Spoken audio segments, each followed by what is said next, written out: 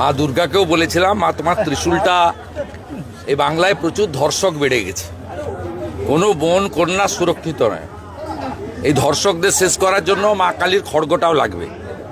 ওই প্রার্থনা করছি অভয়া থেকে দুর্গাপুর মেডিকেল কলেজ, আমাদের কোনো মেয়ে কোনো বোন এই বাংলায় সুরক্ষিত নয়।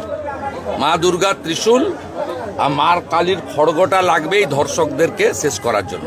এই প্রার্থনাই মায়ের কাছে করছি।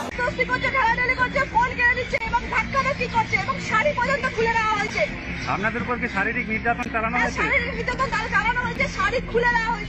বিজেপির দলীয় কার্যালয়ে বিজেপি জেলা নেতৃত্বের সামনে মহিলা মোর্চা কর্মীদের শ্লীলতাহানির অভিযোগে ধৃত বিজেপির দক্ষিণ 24 পরগনার পূর্ব জেলা সম্পাদক স্বরূপ দত্তকে 14 দিনের জেল হেফাজতের নির্দেশ দিল বারুইপুর আদালত। দলীয় সূত্রে খবর, 27 সেপ্টেম্বর বিকেলে বারুইপুরে বিজেপির দলীয় কার্যালয়ে বিজেপির কেন্দ্রীয় সম্পাদক অনুপম হাজরা কার্যকারী বৈঠক করে চলে যাওয়ার পর বিজেপি কর্মীদের মধ্যে ব্যাপক মারামারি ও গন্ডগোলের ঘটনা ঘটে।